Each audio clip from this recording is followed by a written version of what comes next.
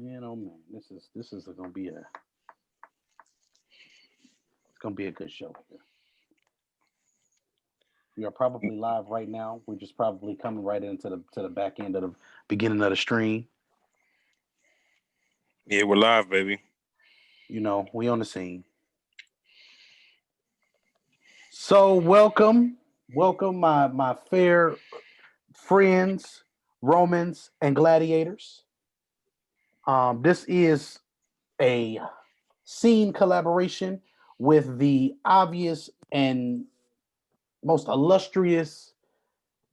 I don't know. I'm just talking stuff, y'all. But anyway, what's going on, y'all? It's the scene. Your boy Germ So True here. Alongside, we got Artemis, we got my guy Zach Westrick, and of course, we got the one, the only Mo Schefter.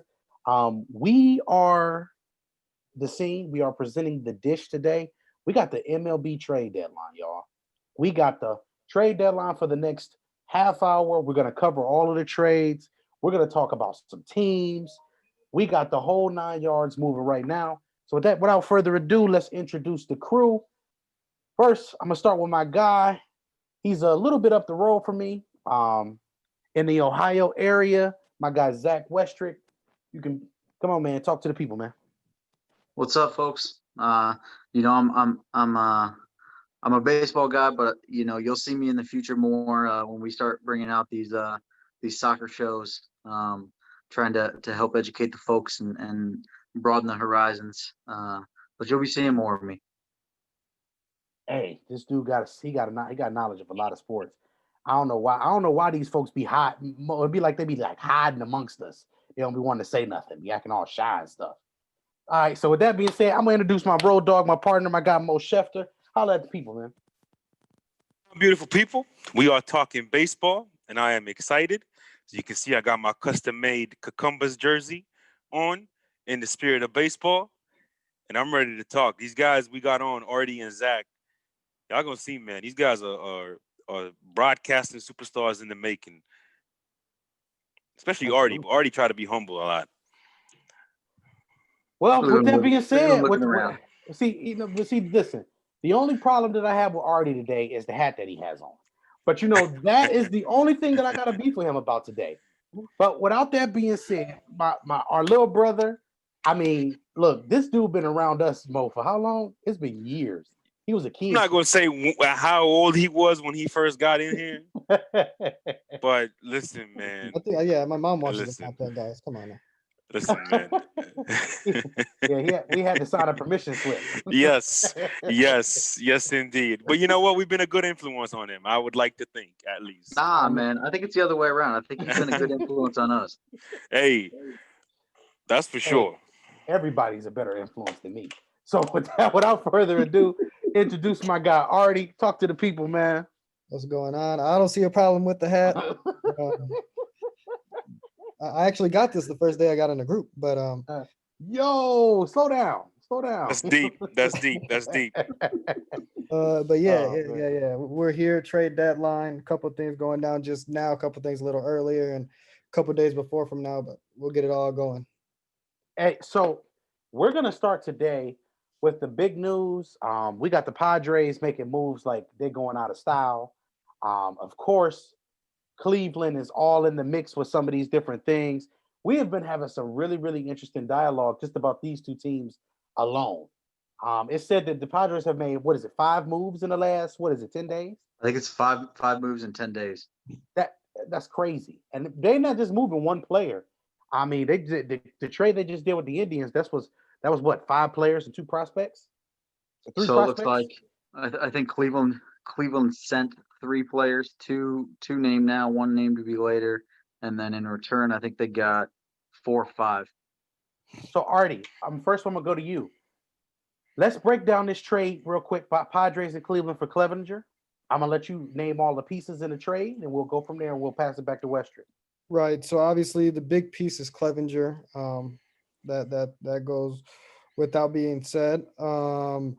We have for the Padres, we're just going to do the Clevenger trade for now. Let's start right there just for now, because we'll come back and do the Padres separate. We're going to talk about the Indians real quick because we got some interesting takes here, just on the Indians alone.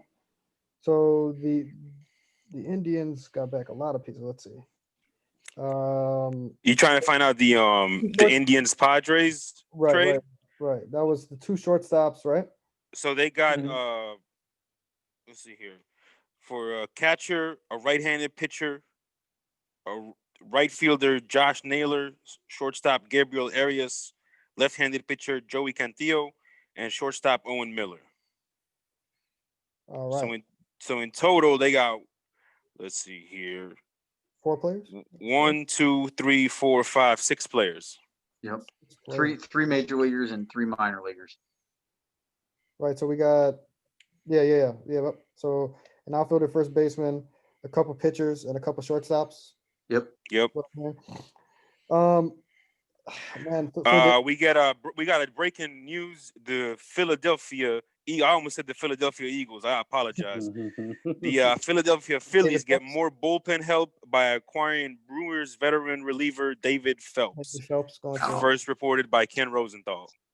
David Phelps. If it ain't hater, I don't care. Yeah, just a quick thought on that. The Phillies are kind of in the playoff race with the expanded playoffs, but it's not much help, but it is help. You always can use help in your bullpen. But back to the Indian trade. In terms of the Padres, obviously they're in win now mode. It's kind of, as we said before, these trades, if you're looking for a perspective, these are like early May trades in a normal season. This is like the first week of May kind of trades being had here.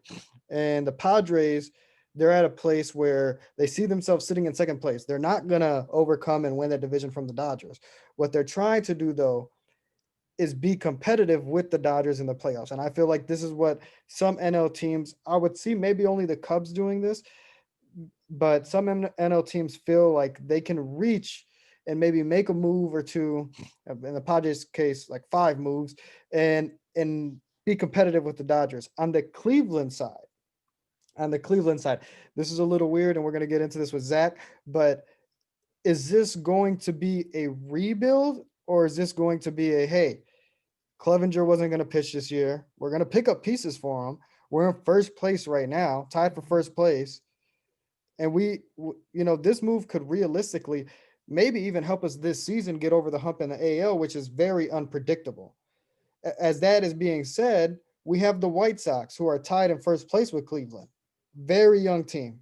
Very, very young team. Is Cleveland saying, hey, we might not deal some of our bigger players in the infield, but if we can't compete with the White Sox this year and they got this young movement, they're going to be with this team for a while. We might have to ourselves make a movement to become younger and better with our young players and in our farm system. And it's a little mix up on how you can read this trade from both sides. I honestly think that it's a better trade for Cleveland. Good trade for both. Good trade for both. Better trade for Cleveland. I think Yep. Cleveland, they have a lot of leverage in what they can do. If Cleveland can make the World Series and win it this year, as we go, and we're going to go into this a little later, is 60-game season. It's everything's up for grabs, and whoever wins isn't going to be looked at as like, oh yeah, they a lot of people are going to be like, oh, that wasn't legit. That was just a 60-game season. But if Cleveland goes and wins, do they stick with Lindor? Do they try to change Lindor's position? Do they change some of these shortstops position? And then another argument is, if they can win and they can release Lindor for other pieces, are they even better than what they are now? So it's a lot of directions Cleveland can take this in. It's very confusing. See, and this is the interesting part. So let's get Westrick in on this. Westrick broke, when we were talking earlier, when we were setting up some of the minor details for today, we were talking, and Westrick flat out said, he said, moving Lindor is a home run. And I was like, really? Because understand it, we've been hearing about Lindor for the last 10 years. Like, it's been a long time coming for this kid. He was well coveted coming from, his country and everything else, being able to be just number one just because of his defensive capabilities. They felt the hitting would come along, which it has. So when you said that, were you and Artie thinking the same thing when it came down to that, or were you guys thinking a little bit different? So, from my perspective, I do definitely believe with Artie, this is a good trade for both. Better trade for Cleveland. And I say that because of, like we talked about before the show, getting the 7th, 9th, and 11th prospect out of the Padres' super deep minor league system. Not to mention they get Austin Hedges, who's going to be, probably Cleveland's starting catcher now, and some bullpen help as well. For me, really, all they gave up was Clevenger. The prospect to be named later probably won't be anybody that's of note. So left-handed minor. It's a left-handed Class A player. yeah, so he's 4 years probably from the show, if he makes it, So you gave up Clevenger, who's got, I do believe, 2 years left of control. He's got the rest of this year and all of next year. Could be wrong on that, but I know he's got at least next year. And this really shows that the Padres are win now, and Cleveland is taking that really interesting approach. I think they're definitely taking the White Sox, kind of model. They want to stay young, but they're staying competitive, so they can't sell. They can't sell everything. So, and that's where Lindor, if earlier you said that Lindor is a home run. I can't say it's going to be a home run yet. I have to see what they get in return for Lindor if they do trade him. The Clevenger trade is a home run if I'm Cleveland. That's without a doubt. They don't lose that much because, like we talked, I don't think Clevenger would have pitched again this year. When him and Plesac broke the COVID rules and then lied about it, and pretty much alienated them from the team. And you have your own team saying, hey, if you guys don't do something about this, we're going to opt out for the rest of the season. That will fracture a franchise real quick. And no, go ahead, Mo. We got the Rockies. They acquired from the Red Sox outfielder Kevin Pillar. Ooh. Oof. What is he, 49 now? And just to your point, Zach, Clevenger, I think this is the last year of his contract. Well, next year it says arbitration year. Yeah, okay, so he's got arbitration 2 next year and then 3 the year after. Yeah, so he's first time arbitration eligible, which means he's not going anywhere. So it's when you get into that second, third year of arbitrations when you start getting kind of wonky and teams get a little scared. Right. But even to that point, that's even more of a win for Cleveland then. If he's in the last year of his contract and now he's arbitration eligible, say Clevenger goes in and he just tears it up in San Diego, that's only going to drive his arbitration numbers up. So it's going to cost San Diego more money to sign him to a long-term deal.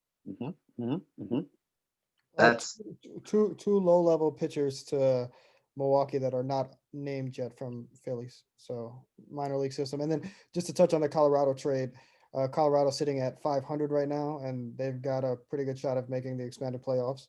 Not that they'll win anything, but just probably out of depth for their outfield. So they're sitting right behind the Dodgers and the Padres, right?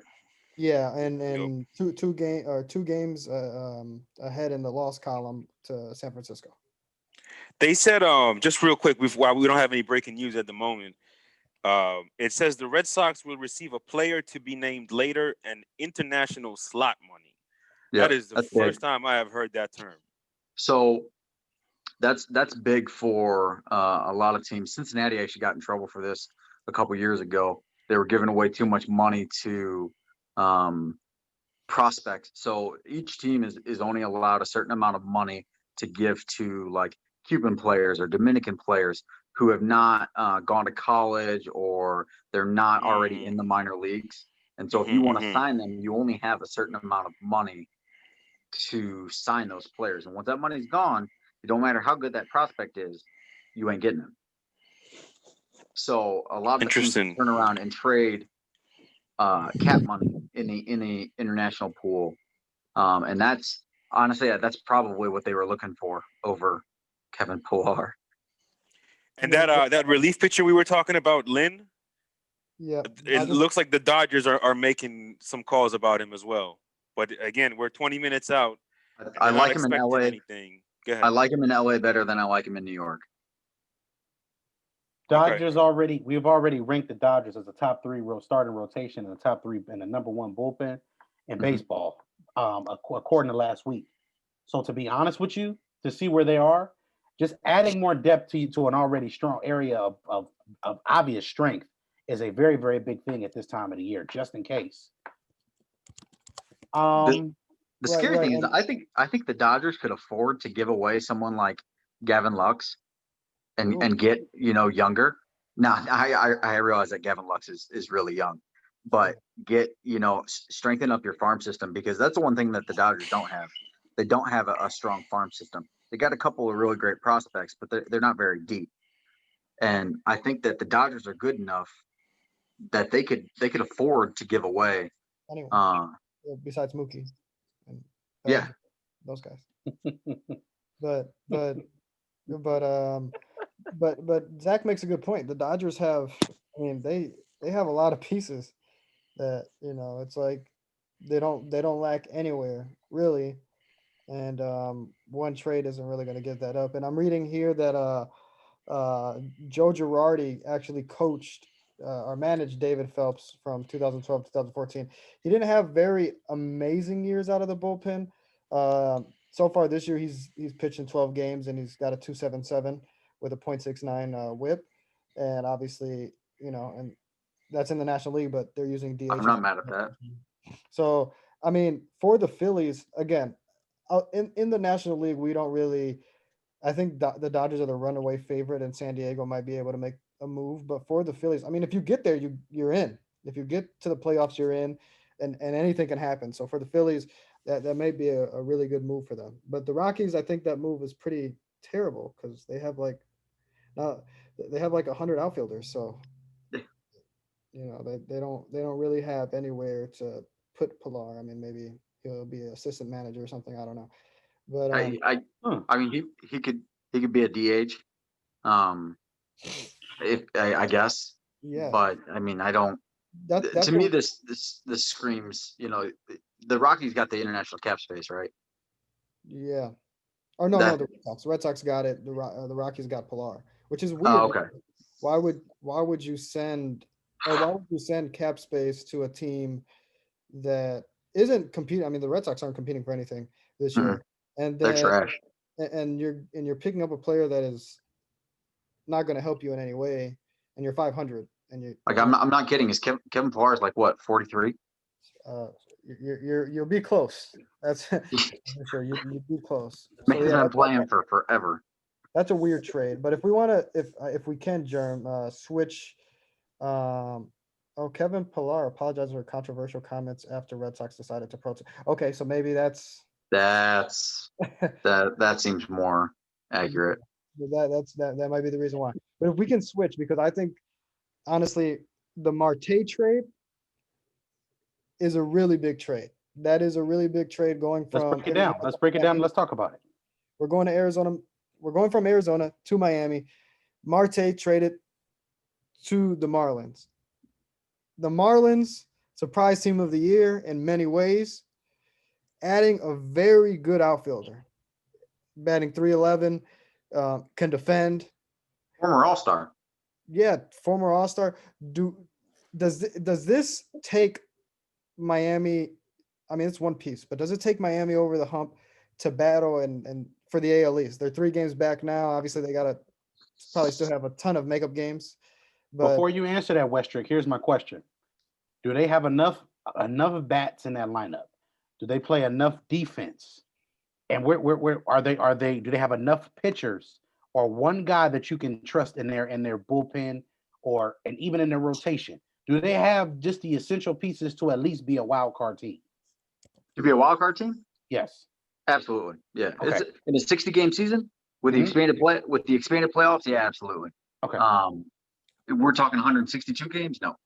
Okay. No, not even remotely close. Thank you. There's a difference, and thanks for putting that out there too, by the way. So keep going. I'm sorry. I love the Marte trade. I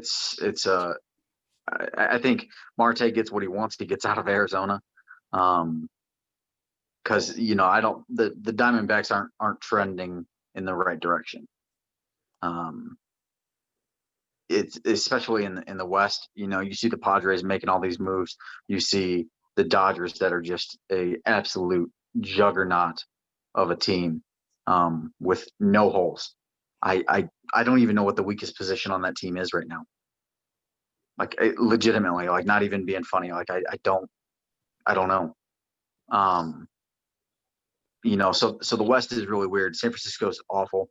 Colorado is only 500 because they play in the West, and I think the Diamondbacks are much of the same. So, you know, I think for the Marlins, this is a great piece to add in a 60 game season. Um, I don't know how many more years you're going to get out of Marte, or if he'll ever replicate, you know, um, those All-Star years. But Mhm. I mean, if he continues to bat 311, I'll take that all day. Right, and Miami Marlins are currently batting 237 as a team, 237, 238, and the Diamondbacks is the other one. So And they're 3 games out. We got about 15 minutes left for the trade deadline. What is it? Is it 4 or 4:15? 4. 4. All right. So real quick, shouts out to the people in the comments. We got we got the pioneer to the whole group here, Mr. J Ham here in the comments. We also got Jorge in the comments as well. He's saying the Padres are all in this year and next. He actually agreed. He agrees with a lot of stuff that we already touched about the Marlins actually, and said long term no. That he doesn't really believe in those guys. And Ham says that the Marlins are balling because they play for the real Mac and Derek Jeter. Only Ham, only J Ham, only J Ham. And can I ask you guys this? The Marlins do add Marte, who's batting 311, and he can defend, but they also lose VR, Jonathan Villar, yeah. that is batting 272. Probably their might be their best hitter, and he steals bases. He defends too. He used to play here in Milwaukee. I watched him a lot. So, obviously Marte's a better player, but does Right the now. average? Yeah, does the average go up that much when you're giving away a utility guy? I mean, VR can probably play 3, shortstop, second, and third. You give up a utility guy, a guy that can steal bases, a guy that can hit. Can I be honest? I don't like giving up utility guys like that, especially when they're younger and they give me a versatility. I think versatility is so important because when you get into certain situations, especially going deep into the season, I think that's when your utility players show up the most. I mean, look at some of the things that some of these utility players add, being able to play multiple positions, being able to DH a guy that you want to, keep out of the infield sometimes, and different things like that. And that's all going to be important moving forward. Yeah, So I don't really like that type of thing, right. especially for one position. And then we've already established the age factor here. So one of the hardest things to do in the major leagues is to hit for the cycle. And VR has done that. So that shows the type of player, not that he's going to do that every day and he doesn't have a bunch of pop, but he shows his versatility at the plate. He's a good defender. He can steal bases. I mean, has Marte never hit for the cycle? I don't think so. That's surprising to me. Yeah, that actually is very. That's really surprising. Because I've never thought that Marte had world-class speed, but he definitely has above average. I mean, the dude played center field. It's not like he's slow. Right. It's and that's what I'm like. That's a good point, but that it's very hard to do is hit for the cycle, obviously, and obviously not everybody can do that. You never see that's Prince. that's impressive. It's definitely impressive. Yeah, you never seen Prince Fielder out here hitting for the cycle. So, No. So I think it was 2 years ago with the cycle, Zach. What's that? Sterling Marte. You said has he ever hit for a cycle? Mm-hmm. He got close. I think this is from 2016. He came up to bat in the 8th inning, and he actually only needed a home run. He had got the triple, he got the double, he got the single, but he never got the home run. So that was the closest he came to hitting the cycle about 4 years ago. Shohei Ohtani did it too. Quick question. Isn't the Marlins? Ohtani's not a pitcher though. Don't give me that. Pitcher hitter guy. Isn't the Marlins stadium really not a home run ballpark? Is it more of a hitter's ballpark? It's really weird. You look at that stadium and it's built very hitter friendly, Mhm. but the numbers don't support it, which is really odd. Yeah, okay, I got you. Because that's not the first time I've heard of that. Because when you say he didn't hit for the cycle, obviously hitting in that ballpark, I would, if you got the triple in that ballpark, I can see you actually hitting for extra bases, not home runs in that ballpark and for the Marlins more than anything. So more doubles and opportunities for triples and things of that nature. So, I mean, that's just, just from some of the things that I've seen. Well, I think this was when he was with the Pirates. That instance. Yeah. Okay. It was? Okay, cool. Yes. Jorge said he has okay speed, but gets a great jump on the ball. So, Yeah, he takes phenomenal lines. I don't need, and that goes back to, when you play center field, you don't have to be the fastest guy. As long as you read the ball well, off the bat, you take good lines. That's more than you need. Mm-hmm. Well, people equate the center field position and say that you got to be the fastest player on the field. That's not always the case. You got to be the smartest player on the field. Well, again, can we equate and say that that's almost like the quarterback on offense somewhere else? No, that's the catcher. Safety? To me, the catcher is the quarterback. Okay. Because he dictates the game. Agreed. Got you. Agreed. Hey, Mo, you got that last trade? The Cubs? Osich? Oh, there it is. Yep. So we got from Bob Nightingale, the Cubs grab another left-handed reliever, this time Josh Osich from the Red Sox. Yep. And they would receive a player to be named later. So Good for the Cubs, especially considering Kimbrel's atrocious. So they got Chaffin and Osich now, right? Yeah, I think both of those pitchers are not that good. I think they're just trying to figure out what's better. They're going quantity over quality. Yeah. Oh, man. And then again, teams that are trying to fix their bullpen issue right here in this trade deadline, good luck because there's nowhere to go. You're not going to get – nobody's going to give up a good reliever right now. Even if they're a bad team, there's no reason for a bad team to give up a good reliever in this time. You might be able to get an outfielder. You might be able to get an infielder. I wasn't shocked at the Clevenger thing after, Zach explained it and said, hey, they broke the rules. I didn't even know that. But in terms of getting a good pitcher at this trade deadline, it's not happening. Well, that's why I was surprised to see Kansas City trade Rosenthal to San Diego.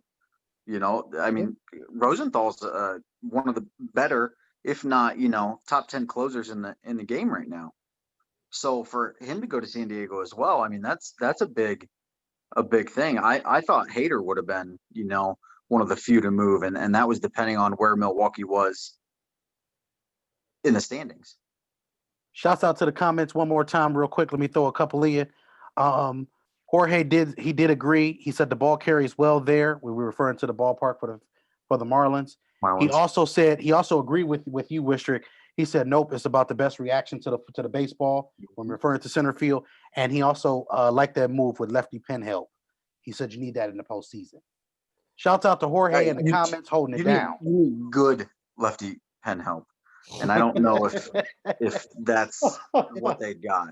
See, and that's where we started the show with, is that this isn't a normal trade deadline again. Yep. And we have, like we said, this is like the first week of May, but we're a month away from the playoffs. And we have the situation where quantity may be better than quality, because if somebody can give you 3 good series, you're all right. You're not asking them for nothing. You don't need to ask them for a couple months and then no, just give me 3 good series, bro. And we can win this thing and we can go home. So, one of those, what the Cubs are hoping is one of those 2 pitchers shows up in October. Hopefully for them, Kimbrel, and he will not show up, but hopefully he does show up in October.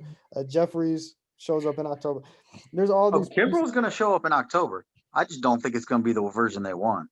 Yeah, he's going to show up to blow a lead in the 9th inning. That's what he's going to do. But so we do have some news. I don't know if you guys know this player or not.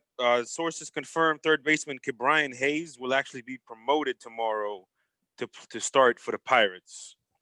It was Brian. breaking news. I That's- don't know if if you can give me any more detail on that player.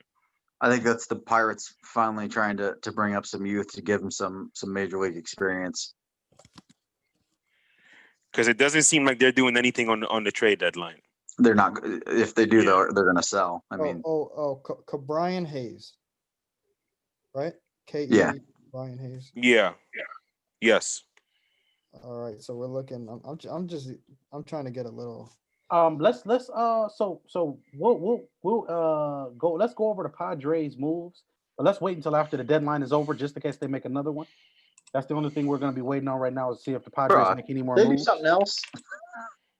They've got Shouts five- out to the comments. My guy Greg Sterling. He said, "What up, squad? What's going on? What's going on?" What's up, Greg? Jorge is in the comments. He said this. He said this. PS. You're not asking for 6 outs. You're asking for 2, maybe 3. Well, you got So- to remember, relievers got to pitch to 3 batters now. So that's Okay. Yes. Okay. It's that's- important. That that that's is where important. that quality over quantity debate is so crucial because you can't bring in a lefty to face a lefty and just bring him out, pull him after, or a lefty against a righty, whatever matchup you want, you can't do for one batter and pull. They got to face the next 3. And as we've seen this year with the expanded rosters and you have more people on your bench, teams are actively making late switches and not calling pitch hitters until after they make their reliever announcements. So, you may go into it and be like, okay, well, I'm going to face, guys 6, 7, and 8, and they all match up well against my reliever. Oh, wait, now we have this guy coming off the bench who's going to pinch hit, who bats 390 off of this reliever. So it's tough.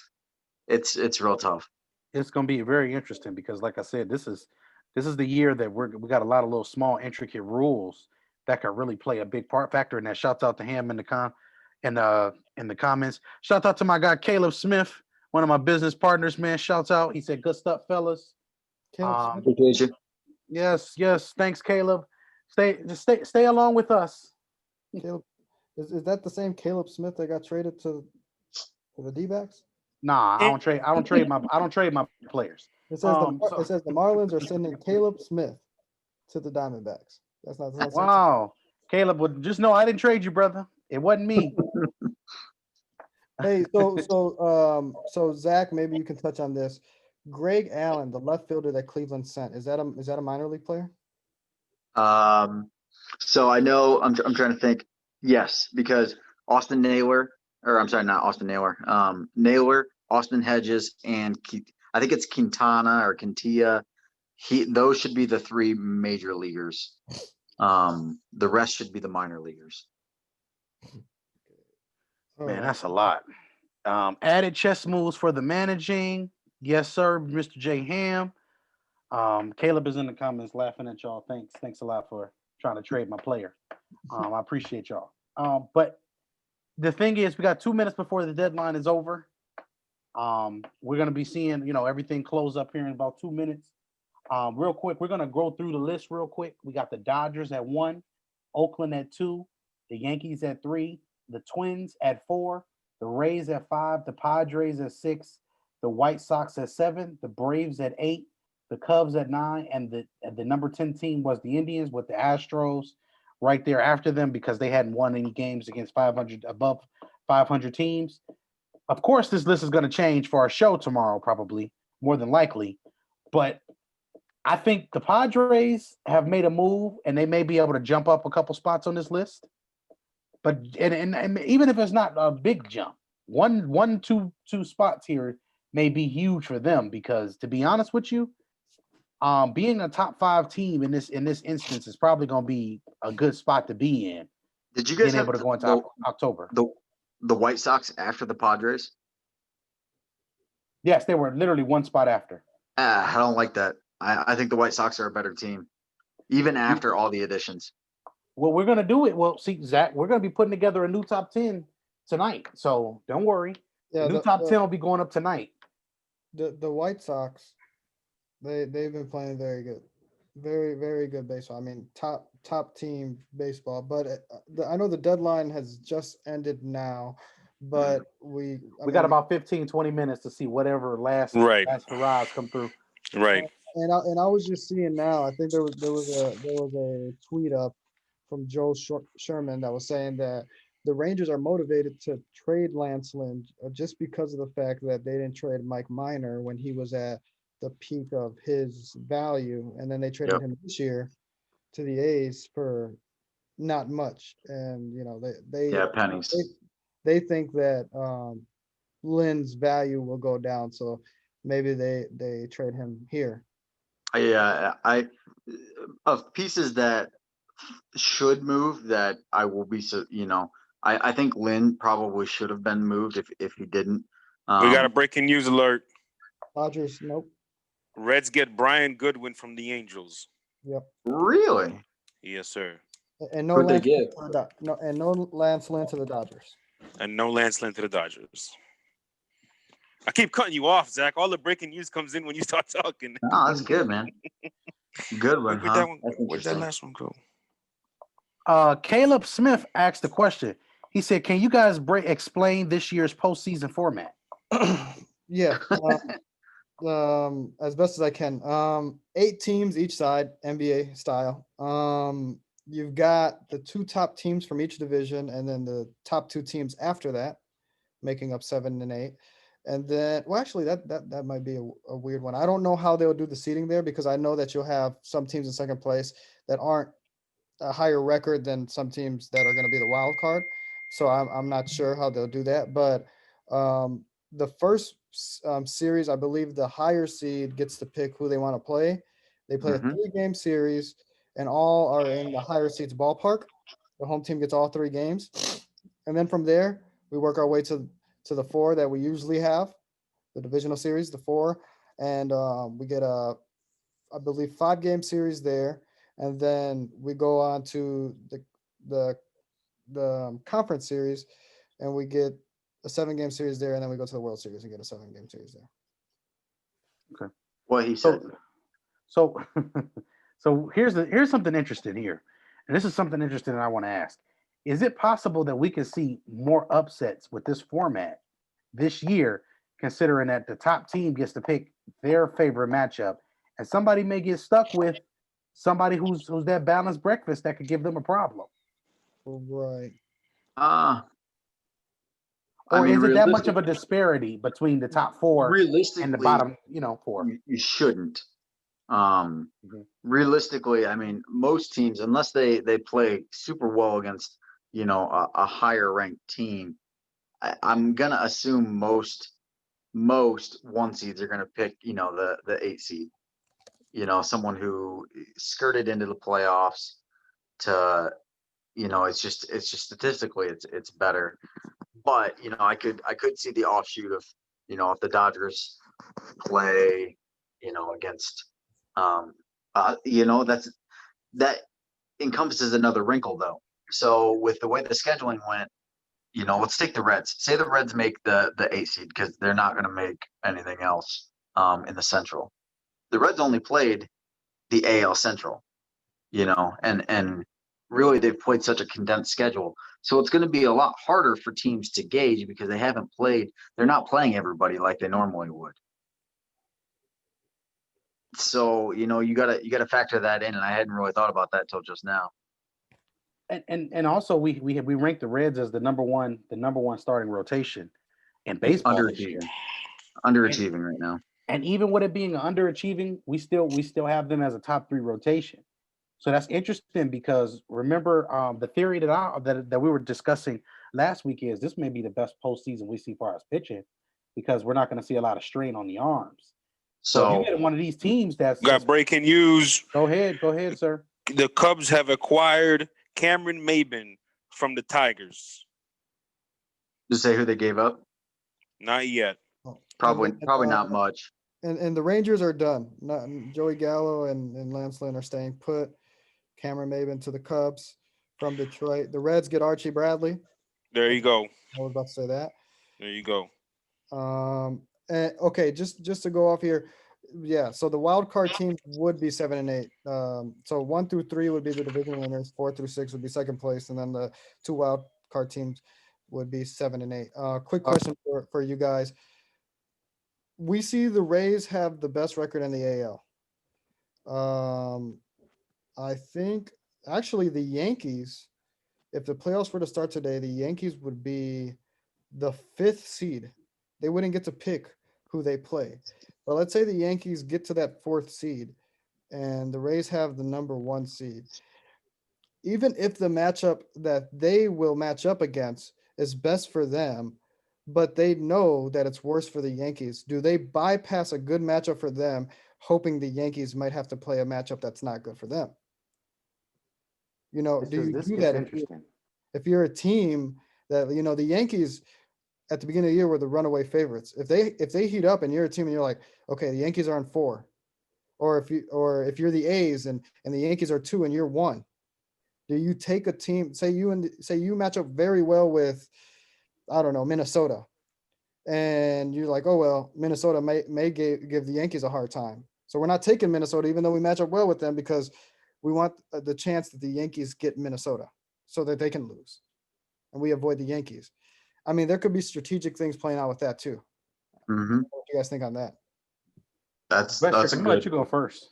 That's a very very interesting take. You know, and that's where it's going to play into strategic, you know, planning.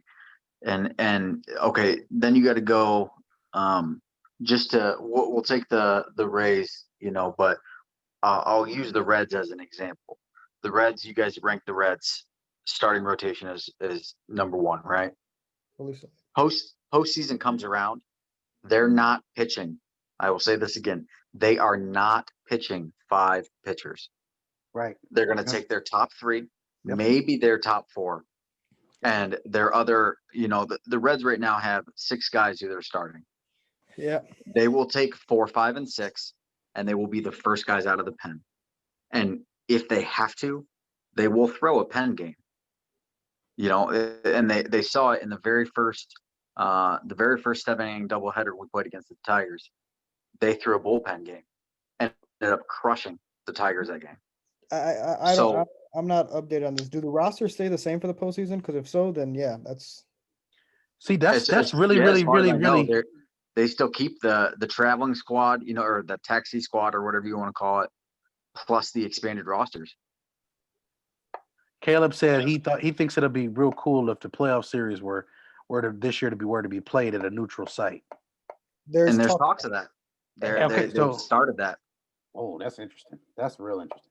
I know we brought it up last Tuesday on the show, and then I think there was an article written Thursday or Friday, and some. Yep. It literally happened like 12 or 18 hours later after you guys broke that it was something they could look at.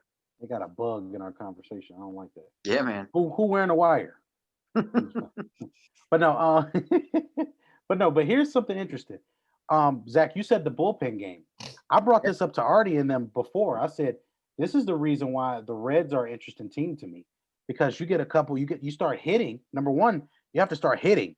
If you start hitting with 6 pitchers like that, you find yourself in a situation where you throw the back 3 guys to your bullpen. Now you got 6 lively arms you're going to be able to use consistently throughout, you know what I'm saying, whatever. And you don't have to use them all the same way. You can use them all. The Reds are an interesting team. They Reds got are to an interesting team, man. They got hit. I need them to They make. got the same problem the Indians got. It's an Ohio thing. I need them to make the playoffs because I want to see what they do. If they do make the playoffs, I want to see what they do with that rotation. Because here's another thing: if you're in a 7-game series and you go up 1-0, your second guy's coming up. You go up 2-0, your third guy's coming up. You're going up 3-0. Your fourth guy comes up. You lose. You're 3-1. Do you pitch that 5th starter? Because you're not in desperation to pitch the first guy again. You can give him another day of rest. I would. I absolutely would. Do you pitch that 5th starter? I mean, you could call it a bullpen game, but that guy's a starter. Do you pitch the 5th starter as long as you're in a good position? Yep. You know, and Absolutely. I do. If it's me and I'm looking at the team, that being said, I'd also look at where the other series is at. You know, if the other series is going multiple games, then yes, because that's going to take a factor into it as well. Caleb, rephrase that question so I can answer that question. I need you to rephrase that just to make sure. The Mets get Robinson Chirinos just now. Okay, Huh. we're still breaking. That's a some good news pickup. here. I like Chirinos. That's a catcher, right? Yep. It's a catcher for them. So yeah, we got. He some was the interesting Astros stuff catcher, going right? on here. Yeah, he was. This is gonna be real interesting. That's another thing with the Indians. I mean, I think they've got some catchers that they can unleash too if need be. There's so many. They have so many positions. That's the weirdest thing too, because they're a team that we could be talking about. Man, this team has a lot of depth. They got a lot of good players. This is a team we could be talking about. Like we could talk about them like we talk about the Dodgers if they're playing very well. Mm-hmm. But right now we're talking about them as if they don't win the World Series, they might turn into the White Sox. And the White Sox aren't bad, but Yep. Did we get the Rangers trade? The Rangers to The Rangers have sent Robinson Chirinos to the New York Mets. Oh yeah. Yep. We right before you got. Okay, my bad. Listen, man. I had the U.S. Census knocking on my door. I got a little nervous. I thought he was about to tell me you've been traded to a foreign country for a player to be named later. I was worried. Yeah. Hey, so for the Red, I think this was the Reds trade, right? Josh Van Meter and Stuart Fairchild are headed. So, Jerem, here's where we go back to what you were Brian talking Goodwin. about. I automatically don't like this Bradley trade because Josh Van Meter is a man that plays 5 positions. He has played third, he has played short, he has played second, he has played first, and he has actually caught and played the outfield. You know, so now the likelihood that the Reds use him in all those positions is slim, but he is a true utility player. And so, that's the catch-22. The Reds, trade that utility player in Van Meter for bullpen help, which they need. But is Bradley enough for a team that's not hitting particularly well right now? Let me ask you this. Let's ask this question hypothetically. Then we're going to pass it along. And this is something I want to ask to everybody here. If the Reds can hold teams to 1 run a game, 2 runs a game, can the Reds make it to the World Series? You're talking consistently? If you're saying the starting rotation holds the opponents to 1, the starting rotation, and by adding that player, that strengthens the bullpen just enough for them to be able to close the door. Zach, just let me throw something in there real quick that goes with this question, and then I'll let you go because this is your team. The Reds bullpen has a 5.48 ERA. That's the 4th worst in the MLB. Mm-hmm. Now, do me a favor. You have it up. Look up the Reds. Look up the Reds bullpen from last year. Let's see. Their ERA. Because if I'm not mistaken, it was the best in baseball. They were really good last year. Yeah, they were really good last year. And how many has a lot of pieces changed, or has it just been a down year? Almost none. They signed Pedro Strop from the Cubs, and they actually just cut him, which is kind of weird. But other than that, we didn't really get rid of anybody. We just traded Cody Reed, who was a bullpen arm, but not anything of substance. All right, Caleb asked, I'm trying to figure out what does he mean by baseball gods, but he says, basically he's asking about, I'm assuming that he's asking about the really, really good players. Do they show up without fans? Well, that's Mike Trout. That's man, no days off. Mike, if you look up the definition of baseball god, you see a picture of Mike Trout. The dude is otherworldly. Can I ask y'all a question? What is the perfect team that Mike Trout can go to and compete for a World Series? Any team. Okay. I don't care what team you put him you got it next. He starts anywhere. The Reds were 12th, I think I'm seeing here, 12th. Wow. But they not were as good as I thought. You're on mute. But they were 4.28. This year they're 4.58. So Did you get Miguel Castro? No. Okay, so the Mets get Miguel Castro from the Orioles. All right, there goes the Mets. I mean, Miguel Castro, he plays what position again? I don't recognize the name, to be honest. That's why I was like, wait, hold on. Bro, it's like a million players in baseball, so please bear He's with a us. pitcher, right-handed pitcher. Relief guy? Yeah, from and the that's for Dominican Baltimore, right? Republic. He's 25 years of age. His career ERA is 4.30. Oof. He's 4.02 this year, and he is 6'7". Jesus. A large man. That is a large man. So that's to help is on the way, I guess, in a way for you, Jorge, because The Jolly Green Giant. Jerm, give it to us one time for the one time. Well, which one? Help is on the way. Help is on the way, dear. Don't fire. All right. So to backtrack so I can answer your question, Jerem. Absolutely. Let's go. Mets get Todd Frazier. My bad, Zach. Once again, Mets get Todd Frazier as well. Again? He's going back to the Mets. They got like 3 trades right now. Well, I mean so the Reds traded Todd Frazier to the Mets, and then he left the Mets to go to the Yankees, and the Yankees cut him. Now he's going back to the Mets, I guess. Truthfully, Jerem, as much as I want it to be, I don't think so. Unless this bullpen in Cincinnati, really buckles down, then I don't know. I guess a lot depends on what they do with the starting rotation. If they turn starters 4 and 5 or 5 and 6 into the long relievers and move everybody subsequently down. You look at a guy like Amir Garrett, who's the number 1 long reliever for the Reds. You put him in a middle reliever role where he only has to pitch, an inning, maybe 2, and then you're talking. Because then you take your 2 long relievers who are Amir Garrett and Michael Lorenzen, and you turn them into middle relievers, and then they're throwing their heat for 2 innings instead of 4 potentially, or 3, and that's a big difference. But I don't know. I don't think. You don't believe it. You don't believe it right now. Not with the way the Reds are hitting right now. No. Gotcha. Okay. I'm just keep that open just in case. We're gonna keep that in the true files, because I think that's gonna be very, very interesting to see. Because I think, like I said, the backbone to a great team right now, in my opinion, especially right now in this year, is going to be pitching. Pitching is going to be detrimental moving forward, because pitching was something that just subsequently it's better than batting sometimes. Yeah.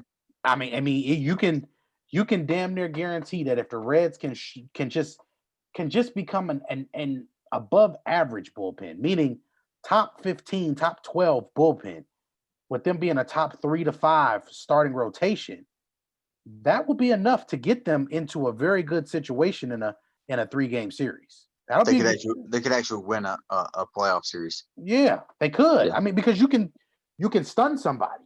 I mean, if Bauer is pitching like he is, number one, if Bauer just gives you, you're asking Bauer literally to be able to give you what, 4 quality starts to get to the World Series? Realistically, he would probably pitch more. Well, you got it's 2 3-game series, right? It's 3 and 5, right? 3, 5, 7, 7, I believe. Yep. 3, 5, 7, 7. So that'd be 1, 2, 3, 4 or 5. But man, it's just so hard, because when you look at this, you look at Sonny Gray. He's at a 194. You look at Trevor Bauer. He's at a 213. And then the next guy you got, your next highest inning pitch guy, is Castillo, and he's at a 410. I mean, it's just tough for. And that's where I said they're underachieving, because you look at Castillo, who was last year's opening day starter for the Reds, and pitched lights out, had a low ERA, didn't have the wins to back it up. But if he gets back to his 2.5, 3 ERA as a starter, then you're talking, actually doing something. But if he continues to pitch at a 4 ERA and then it don't matter. It don't Yeah. matter if they make the playoffs. If he just gets right in, but I mean, he doesn't. I mean, if he just gets right under 3, to Mhm. make that your third guy, Yep.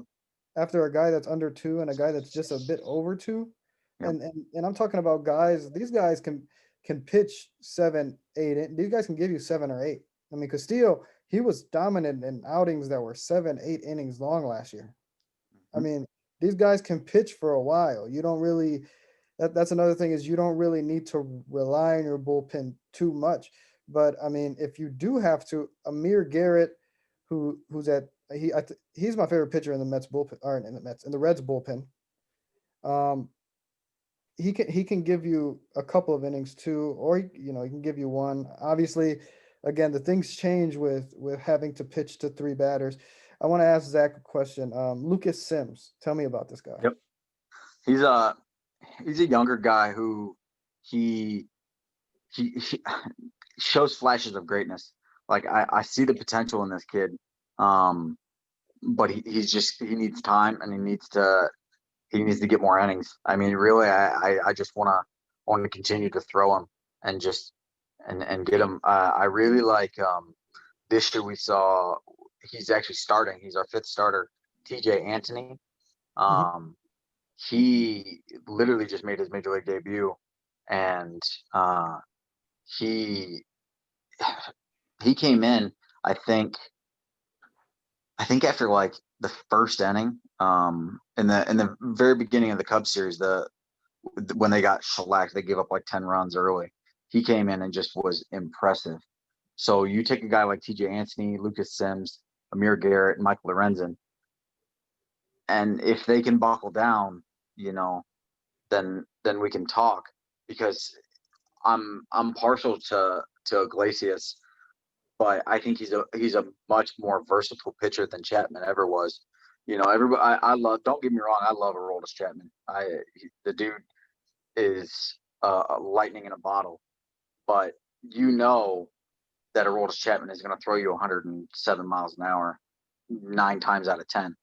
He's just playing, I dare you to catch me, and that's what happened with the Cubs. And people started timing him up, and he had a couple rough outings. Iglesias is much more versatile than that. He's got a good slider and a good change, and he can keep you guessing. So I like if I'm up by 2 or 3 runs and I get to Iglesias, then I'm confident. Right, and that's another thing I was gonna bring up is Iglesias, and he's young too, right? 25, 26. Yep. He is another pitcher that right now, just looking at the stats, I saw Castillo pitch 1 game so far this year, but looking at the stats, Iglesias and Castillo are 2 guys that I'm looking at that, man, if they can, and they can turn it around. 1 month of baseball. All it takes is 1 good month of baseball, and you could be hoisting a trophy. Yeah, That's literally what it is at this stage. Right, those 2 dudes can be real dominant. And if they are to that level, I mean, Castillo for a while last year was pitching like Cy Young winner, like for a few months, and Iglesias has always to me been a very good pitcher. So if those 2 dudes can get it together, you all these moves that they just are the 2 moves they made now, 2 or 3 moves, it doesn't.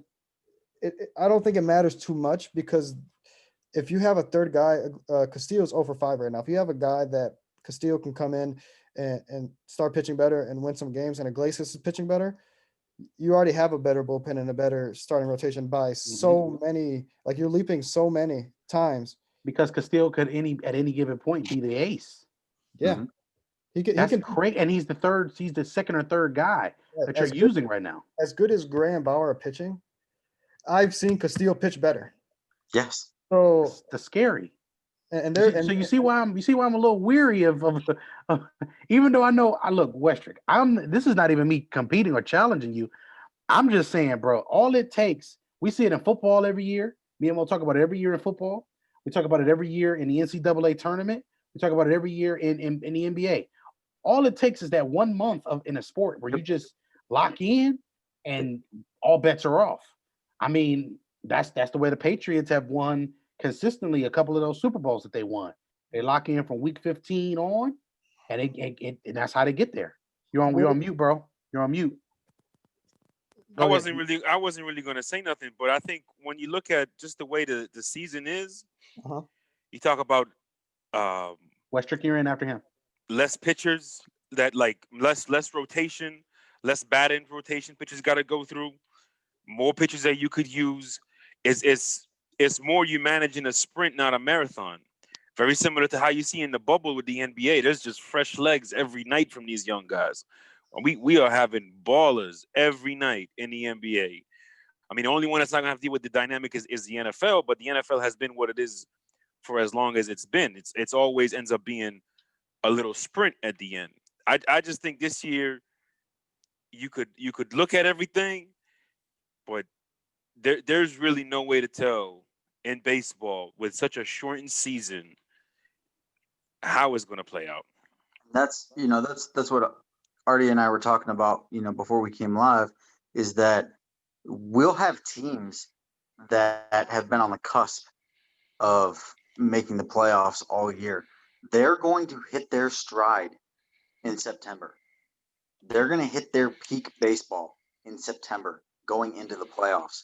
So that's going to be tough for teams to be able to prepare when you have a team that is getting hot in September, because September realistically is going to be about right after the All-Star break would be. And you know something funny? I'm gonna give y'all something real funny.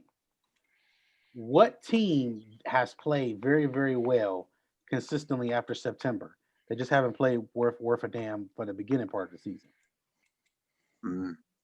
Give me an AL team and an NL team. I know what he's doing here. I'll let you guys guess first.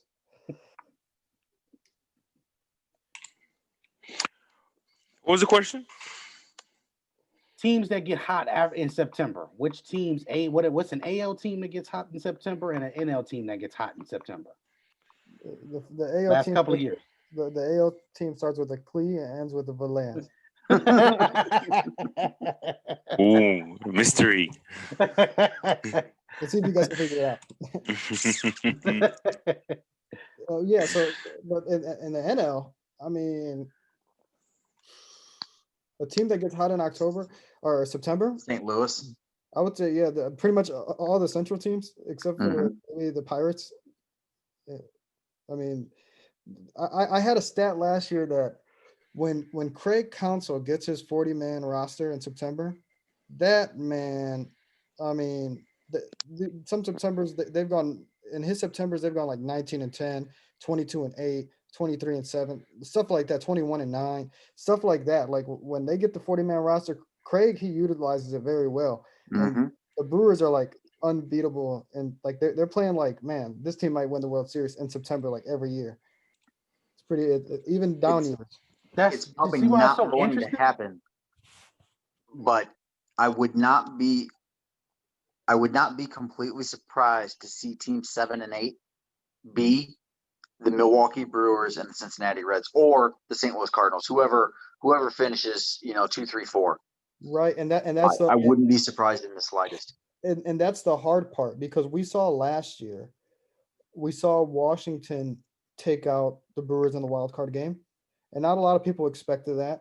And then Washington went on to beat LA in that first series, I believe. But here's the thing: you can beat a team in a 1-game wild card. So if the team you don't expect to win that series wins the first game, they got to win 1 out of 2, and that's it. And they move on. So if you have an LA versus St. Louis thing, that's interesting. If you have an LA versus Cincinnati thing and Cincinnati is pitching lights out, as good as that lineup is in LA, that is interesting. And another interesting thing that we haven't brought up for Cincinnati is Eugenio Suarez. That dude was an MVP candidate last year. If he can hit the ball, he's batting like 170 right now. I swear to God, like the dude just is. The Reds and the Brewers, in terms of their lineup, what they're missing is that guy that coming in big for them. if Mhm. Yelich and Suarez can turn things around, that would benefit the whole lineup in both lineups. The Mhm. only thing the Reds, and this is a big thing, have way over the Brewers is starting pitching. And the only thing Brewers have that is better than the Reds right now is the bullpen pitching. Yep. So those are two teams in the Central that kind of have the same problem in terms of offense, and then they have the reverse problem in terms of pitching. Mhm. But if they can get it together, and you go in and you're the Dodgers, yeah, I'm taking the Reds. They're the 8th seed. And Gray, Bauer, and Castillo give up no runs for 7 or 8 innings in each start. Man, what? See you later, LA. You know, it's funny. The last time the Reds won the World Series was 1990.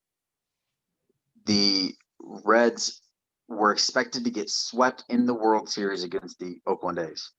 I actually watched an interview with Lou Piniella, and he was talking about this series, and he said that he knew when he got into the World Series that they not only were gonna beat the A's, that he said I'm gonna sweep them because his pitchers of Jose Rijo, Tom Browning, Rob Dibble, they he knew that they matched up well against Jose Canseco and those guys. So all it takes is getting hot and being in that right place at the right time and matching up well. And like you said, the lineup can be as star-studded as you want, but if you can't hit the ball, it doesn't matter. Right. And everybody, and everybody with Washington, everybody knew who Juan Soto was and is, and everybody knew who, gosh, I'm trying to remember his name now. I can't think of his name. The third baseman that was playing. Rendon. Rendon, everybody knew how good he was playing, but you had input from Howie Kendricks. You had input from Ozzy Albies. You had these guys that Trey Turner. You had these guys that came up big for them in different moments. It wasn't Yep. always Soto. It wasn't always Rendon. Actually, sometimes Soto and Rendon struggled last year in the Yep. playoffs at some point. So there, it can be, as much as I don't really like him too much, but Moustakis can get you a home run in game one and win the game. He walked off against the Rockies a couple years ago, I think, with the Brewers. He can do that, and he's capable. And you guys have a rookie. I remember watching the Reds. You guys have a rookie. What is his name? Aquino. You talking about Aristides Aquino? It's somebody, but he's good. He's really good. I think you're talking about last year. He went on that tear where he hit 17 home runs in like something like 20 that. days. Something like that. And Yeah. the Reds have the pieces, and it's just a matter of putting them together. And if they do, like I said, you can have a Dodgers team to say, hey, we're going to pick on the Reds. They're 8th seed. Go ahead, man. Castillo throws a complete game shutout. Trevor Bauer throws 2 runs in 7-inning game, and Gray throws a 2-run in 7-inning game. And the Reds lineup is just decent, MLB average type of lineup. And Kershaw's blowing games still, and Kershaw's Kershaw. Yeah, Bueller's not playing well, or he's not even pitching well right now. You have this where the Dodgers are not unbeatable. The Dodgers, as good as they are, as well as they're playing, there are teams like the Reds that if they get it all together, they match up very well with the Dodgers. They can beat them in a 3-game series in the first round. They're only 2 games back from the 8th spot. The Reds. Yeah. They're 2 games back at 15-19. The Cardinals are 12-13. So to be honest with you, we don't know what the Cardinals would be if the Cardinals had played more games at this stage. The Phillies also are 14-15. The Marlins are 15-15. The 5 and 6 teams in the NL are both 500 teams. So again, this is something where we can I can say this with my chest flexed out like Mr. Big Chest, as Mr. Schefter would say. It is going to be fun to see exactly what happens, because all of these teams being so close, the Brewers are 1.5, are a half game ahead of the Reds, and the Giants are a full game ahead of the Reds. If I went and I started looking at the schedules now, which I can see who the Reds play today, they play the Cardinals today. Oh, that's big. That's You know what I'm saying? a 2-game swing. Exactly. So then you play the Cardinals today. I think they got the Cardinals tomorrow and then Wednesday too. So let's run through this. LA 1, Chicago 2, Atlanta 3, Mhm. San Diego 4, Miami 5, St. Louis 6, Colorado 7, and Philly at 8. Philly Mhm. at 8. And then you just have a percentage battle with Philly and no, well, St. Louis was in because they're in second place. But then you have San Francisco, Milwaukee, and Cincinnati kind of Go in ahead. Go get in there, Mo. I guess this is breaking news. The Padres, with another trade, acquired Taylor Williams, right-hander from the Mariners. You see why we waited for the Padres to the end of the show? Because I don't know what they're gonna do next. I got a full page and a half of all their moves. You can't see it because of the green screen. There it is. Yeah. But but these guys are making move after move, man. Hey, another one for the Padres. The Padres have just acquired Mo Schefter from Views from the 22. And you made me look. Yo, check this out. The Padres are 1 game ahead in the win column against the second-rated team, which is the Cubs right now, and they are 1 loss behind both the Braves and the Cubs. 2 games up in the win column on the Braves. Right, and They are in a perfect position right now, Artie and Zach. And they'll be, if the season ended right now, they'll be in the they have a better they have a better win percentage than Atlanta, and obviously they're tied with the Cubs right now. Just the win percentage for the Cubs is 500ths better or whatever. But that's a situation where San Diego is the 4th seed right now. They have the last pick at who you want to play. So they are the 4th seed, and they're probably not going to climb from that because they're not going to pass the Dodgers more than likely. But again, we have this interesting thing with the 8th seed. You've got, again, Colorado and 7, Philly and 8, and you've got Philly at 14 and 15. So 29 games. You've got Cincinnati at 15 and 19, which is 34, and Milwaukee at 15 and 18, which is 33. So, if the Phillies slip up a little bit, that is an interesting race for 8, and especially with 2 teams that we talked about, Milwaukee and Cincinnati. If they heat up, the They're Dodgers, both right there. the Dodgers might not want to pick on either of those teams. The Dodgers don't want that. The Dodgers don't want that. The Dodgers need to be able to pick who they play in the first matchup. They need to be able to pick. And if I'm them, I'm playing Colorado in LA. That's Yeah. And that's crazy to think. I'm picking the 6th seed, or they'll be the 7th seed. I'm picking 7 over 8. That's what I'm doing. And here's another interesting thing. I don't know if 1 through 4 has to pick somebody 5 through 8, but if that is the case, what if the Dodgers just say, "Hey, we have home field advantage. We know how to hit in our ballpark. We're taking San Diego, the 5th seed. If that happens, we're taking San Diego in the first round. All the smoke. We're taking San Diego, and we're having all 3 games in LA just to get these guys out of here. We don't want to meet up where we got to travel back and forth to San Diego and back here. Let's stay in LA for 3 games. We'll play you 3 games in a row, and that's all day. The Reds can jump from 11 to 8 or 7 or 8 just in these 3 games. You go 2-1 in this stretch, you're in the 8th spot 9 out of the times. And if you're not in the 8, you're going to jump the Brewers. Probably. Let me see who the Brewers play. If they beat St. Louis in the next 2, they're number 6. Because if the Brewers, if they beat St. Louis in the next 2 and the Brewers lose a game, they jump the Brewers and St. Louis, and they're number 6. Just like that, 5 spots. 5. Man, Westrick, you sitting on a pot of gold over there, man. Well, we'll see. I really thought that the Reds would push harder for Lindor. That's the spot that they're missing.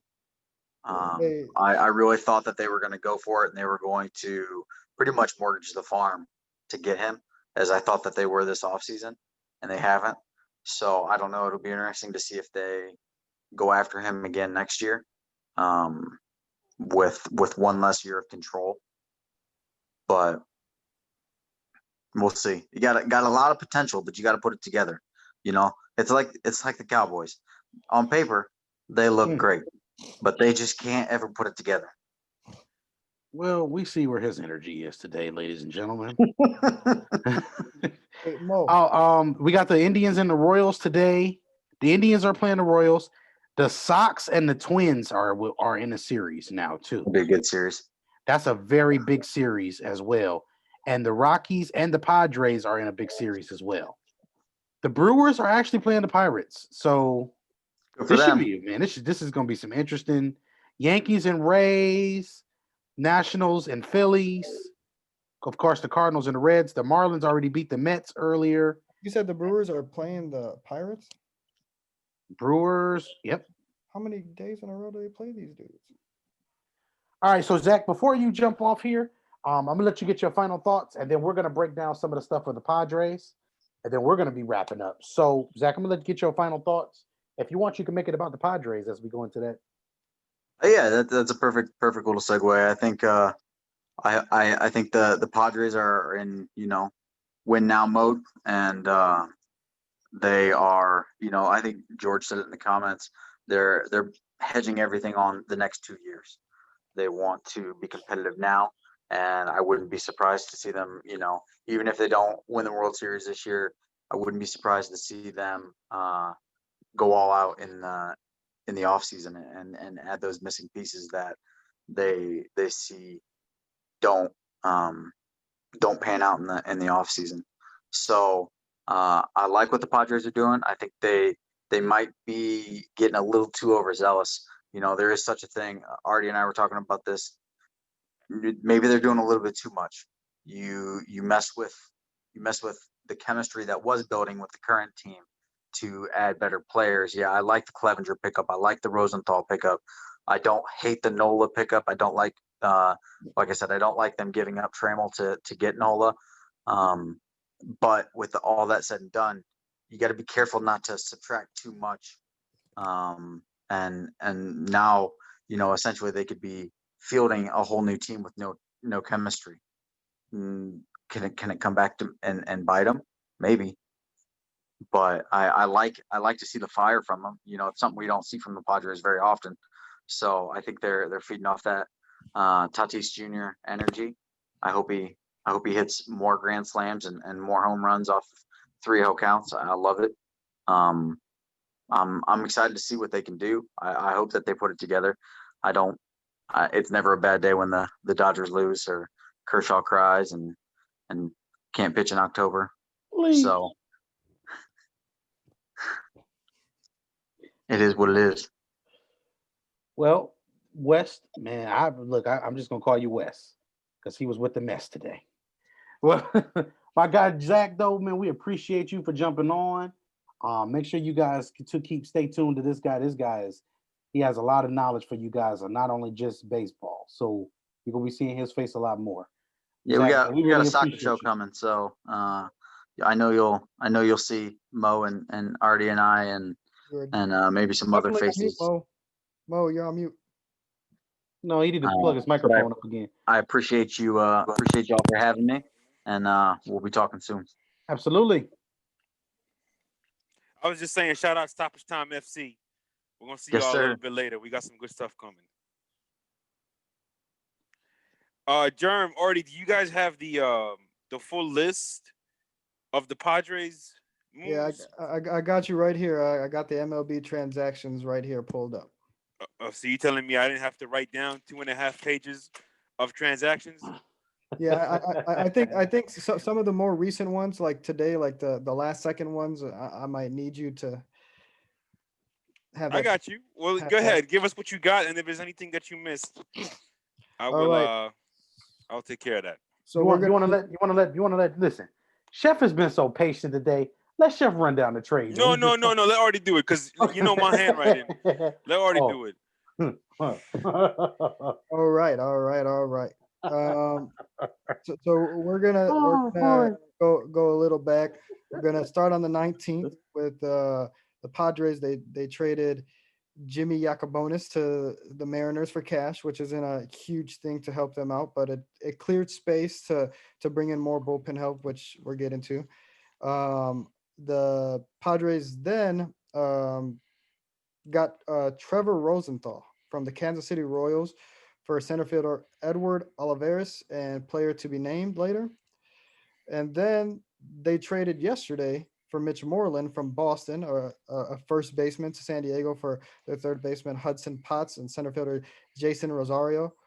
And then today, the big trade of the day, they received Mike Clevenger, a pitcher from the Indians, left fielder Greg Allen, and a player to be named later, all for Austin Hedges, a catcher, right-handed pitcher Carl Quantrill, right fielder Josh Naylor, shortstop Gabriel Arias, left-handed pitcher Joey Cantillo, and shortstop Owen Miller. And then after that, they traded Austin Adams and Austin Nola and Dan Altavia to San Diego from Seattle for another pitcher, Andres Munoz, Luis Torrens, and Taylor Trammell. Oh, and Ty France, their third baseman. And I believe that they made another trade just recently that Mo has, another bullpen pitcher from Seattle, right?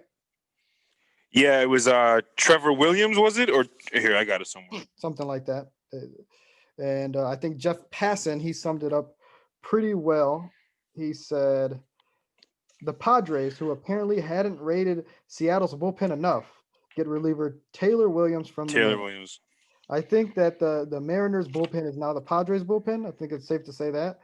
So whatever the Mariners had, the Padres now have, plus whoever was good in their bullpen to begin with. Listen, man, we talked about it. The Padres add a lot of depth to their pitching, to their bullpen. They add options, long reliever, short reliever, you name it. They have options to go to in their bullpen.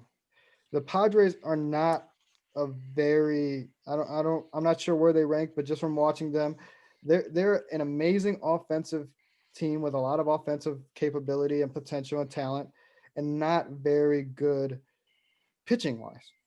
And they got a lot of quantity. They took a lot of their pitchers out. Zach did mention doesn't mess with their chemistry a little bit, kind of, but then again, they traded a lot of their pitchers to bring in new pitchers because it seems like that's a desperation thing for San Diego right now. It's not like it can get any, it's not like it can get that much better, but it's not going to get too much worse. And their offense is probably going to stay exactly the same. Mitch Moreland has some pop to his bat at first base. He can give you some defense there at first base too from Boston.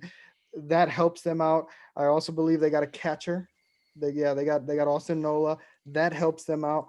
Austin Hedges was good. They just changed the last name on their catcher now. So it's like they're replacing pieces just to see maybe they can up an area in which they weren't too good. And there's not too much of a downfall if it fails. So the only downfall that they have is long term. We're talking about 4 or 5 years from now. But when you have Manny Machado, who just won NL Offensive Player of the Week, I think it's his second or third time doing that so far this. I think second time doing that this season, and we've 5 weeks in a season.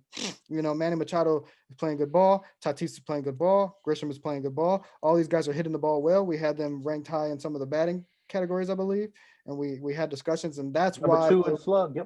Yep, that's why they were in our power rankings. They're trying to find pieces in which they can go toe-to-toe with the Dodgers. Offensively, they obviously believe that they can, for the most part. They're looking for pitchers to stop the Dodgers from scoring. And again, they gave up pitchers and got pitchers. They're just trying something new. It's like, honestly, the next game the Padres play with all these guys, it's like opening day. You know what you're going to get from the offense? Let's see what we're going to get from the pitchers. We're starting all the way over, pretty much. That's how I say. So just a quick update. As of today, the Padres are 3rd in batting average, 3rd in on-base percentage, and now they're 1st in slugging percentage.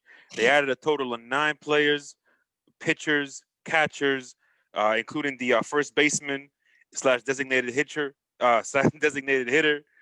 So listen, they added a lot of pieces, and it's a shortened season anyway. So it's like, how much continuity can you really develop? They got all these new pitchers, faces, depth. It's going to be interesting. And as Artie alluded to, their 2 best players are playing like their 2 best players. And that's always important in any sport. and as Josh said, they gave up a lot of the farm. They Mhm. gave up, they gave up some farm, but they're not worried about that this year, next year, or any year, because Machado's in his 20s. Tatis is 21, 22 years old. Grisham, he's 22, 23 years old. These guys that are batting very well for them right now are Are very young. young. So they're not too worried about the farm. I think where the Padres, what it looks like they're going to is obviously they pay Machado big bucks. They're gonna have to pay Tatis big bucks. What it looks like they're going for is kind of this guy's not working for us. We're gonna plug somebody in, and I think honestly we'll be back here next year almost at the same time of just a month earlier. I think this is how we're gonna see the Padres the next few trade deadlines. Tatis and Machado and these guys are gonna be batting well, and they're gonna look to plug out a pitcher that's not pitching so well to plug in a different one and see what happens. And I think the Padres are always going to be stuck in. We're going to find a good relief pitcher at some point, and when they do, and they'll keep him, and then they're going to try to find another one. And I think that's how the Padres are trying to build, because this isn't the NBA, this isn't the NFL, where you take somebody in the first round in the MLB, they might not play in the MLB for 2 years, 3 years. Mhm. This isn't the NBA where you draft LeBron James, and he goes into Cleveland and does what he does, or you draft you know somebody in the NFL that makes an impact their rookie season, a huge impact their rookie season. You're not getting that in the MLB. You draft somebody in the number one draft pick in the MLB still, you're like, okay, we've got a year and a half, 2 years until we see him up here. Mhm. This is a different ball game where you can make teams through the draft, and obviously they drafted Tatis and stuff like that, but it's hard to see a pitcher and then say, okay, yeah, we're gonna keep him in the minor leagues for a couple of years when you're trying to win now, when you have the pieces to win now offensively. You got to put it together everywhere else. So I can't blame the Padres for what they're doing, giving up their farm, but at the same time, it might hurt them down the road. I think it will, but it won't, in terms of they're already very young, and what they're giving up is, in a place where wouldn't say they don't need it, but they're not that great at that anyways. This is going to be a very, very interesting closeout to the season. We got some work to do tonight, of course, because we got a show for tomorrow, of course, for the ladies and gentlemen. So what we're going to do is we're going to end up wrapping up, and we're going to really touch base on more of this tomorrow to bring you guys a nice quality show. So what happens with this is, man, we're just going to give some final thoughts. Mo, you got any final thoughts for us? Yeah, just a few things on the Sterling Marte trade. The Marlins they needed some bats. Their 238 batting average is 19th in the major leagues, and their 315 on base is 22nd in the major leagues. So there's obviously why they got that trade there. Um, for those who don't know, I am a Cubs fan at heart, at bitter heart for the most part over the last 110 No wonder I don't like years. this dude. But I don't. I mean, they made 3 trades. Both of the relief pitchers they traded for, one of them's got an 8.1 ERA this year. The other one's at 5.74, and through his average, it's always been over 5 for the most part. And then with Maben, the outfielder, this is his 9th team, I believe, Yeah, you and don't know and what you're he's gonna get. and he's batting 244 this year, which would explain why he's on his 9th team. So I don't really like anything the Cubs did. I don't know if it's gonna do anything for them. And just like the NBA, I think the MLB is going to be a California finals or semifinals at some point after what we saw today from the Padres. And I think the Dodgers feel pretty good with what they have in house. Artie? Yeah, for the most part, I agree with that. Unless we see, like Mo said, unless we see it in in in the divisional round instead of the championship round. Um, there's a lot, like, again, there's a lot to take in, and before before we get on the show tomorrow, there's a lot to think about and how these trades affect different teams, and again, I, just picture everybody. It's May 10th. There are no trades happening in MLB, and boom, blockbuster trade after blockbuster trade. These teams are looking to compete and win in a shortened season more than I've ever seen teams in the MLB ever look to compete and win. I mean, I have a feeling if the standings were exactly the same and we were in a regular season, the Padres wouldn't have done anything that they did today.